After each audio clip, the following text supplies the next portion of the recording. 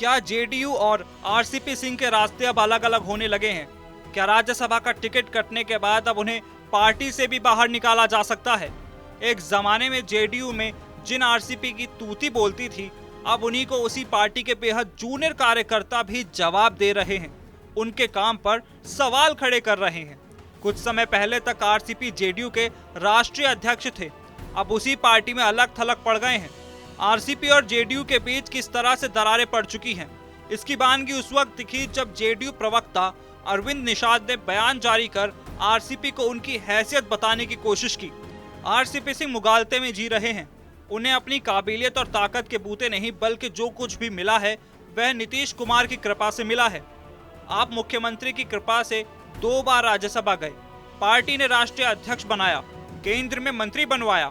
RCP के अध्यक्ष रहते विधानसभा में जेडीयू 71 से 43 सीट पर आ गई। आरसीपी अब जो भी बयान दे रहे हैं वे बेहद गैर जिम्मेदाराना है।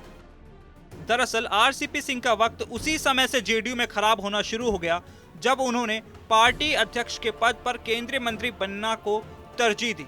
जानकारों का मानना था कि नीतीश कुमार ललन सिंह को केंद्रीय मंत्रिमंडल में भेजना चाहते थे, जबकि आरसीपी सिंह के पास उस समय पहले ही पार्टी का अध्यक्ष पद था। जेडीयू की तरफ से मोदी मंत्रिमंडल में एक ही नेता शामिल हो सकता था। कहते हैं कि नीतीश ने फैसला बतौर पार्टी अध्यक्ष आरसीपी सिंह पर छोड़ दिया था, जिस पर आरसीपी ने खुद को ही मंत्रिमंडल में शामिल करने का फैसला किया और पार्टी के अध्यक्ष पद से इस्तीफा दे दिया। बाद में ललन सिंह को पार्टी का अध्यक्ष बनाया गया। आरसीपी नीतीश कुमार की जाति यानी कि कुर्मी जाति से आते हैं, जबकि ललन सिंह भूमिहार जाति से ताल्लुक रखते हैं। जेडीयू का कोर वोट भी कुर्मी जाति है। आरसीपी को संगठन में काम करने का भी काफी अनुभव रहा है। खुद आरसीपी की पहचान संगठन को मजबूत करने वाली रही है, लेकिन केंद्रीय मंत्री बनने के बाद से आरसीपी सिंह और नीतीश कुमार के बीच दूरियां दिखने लगी थी। करीब 1 साल के भीतर ये दूरियां इतनी ज्यादा हो गईं कि जेडीयू ने आरसीपी सिंह को राज्यसभा भेजने से इनकार कर दिया। जेडीयू संख्या बल के आधार पर सिर्फ राज्यसभा की एक ही सीट जीत सकती थी। इस इकलौती सीट पर नीतीश कुमार ने आरसीपी सिंह की दावेदारी दरकिनार करके खीरू महतो को राज्यसभा भेज दिया। राज्यसभा की सदस्यता खत्म होने के बाद उन्हें केंद्रीय मंत्री पद से भी इस्तीफा देना पड़ा। इस इस्तीफे के बाद राजनीतिक पद के नाम पर उनके पास सिर्फ जेडीयू की प्राथमिक सदस्यता भर रह गई है। फिलहाल आरसीपी और जेडीयू के बीच बयानबाजी तब शुरू हुई जब आरसीपी पटना लौटे। एयरपोर्ट पर आरसीपी समर्थकों ने उनका स्वागत करवाकर शक्ति प्रदर्शन किया। एयरपोर्ट पर ही बातों में उन्होंने कहा कि अब तक जो भी उन्होंने हासिल किया है वो अपनी मेहनत से हासिल किया है। देखिए, हमारे साथ क्या कोई धोखा करेगा जी, मेरे साथ क्या कोई धोखा करेगा।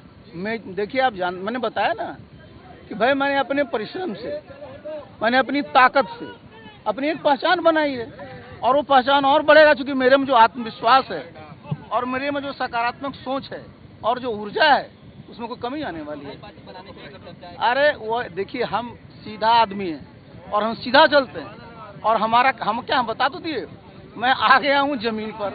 मैं अभी अपने गांव जा रहा हूँ, मैं अपने गांव में रहूंगा और वहाँ पर मैं अपने कार्यकर्ता जितने हमारे बिहार में जहाँ जहाँ भी मुझे बुलाएंगे सब जगह मैं जाऊंगा। जेडीयू ने इसी बयान पर उन्हें आईना दिखाने की कोशिश की है।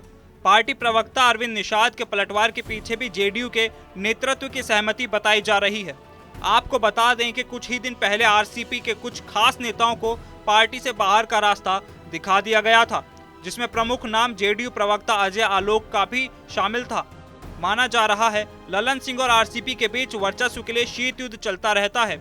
दोनों नेता नीतीश कुमार के काफी करीबी हैं। हालांकि अब इस मामले में आरसीपी काफी पिछड़ गए हैं।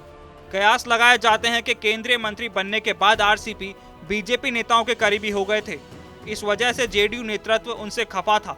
अब आरसीपी सिंह पर पार्टी नेताओं की तीखे बयानबाजी के बाद कितने दिनों तक वो जेडीयू में रह पाएंगे, इसका जवाब फिलहाल किसी के पास नहीं है।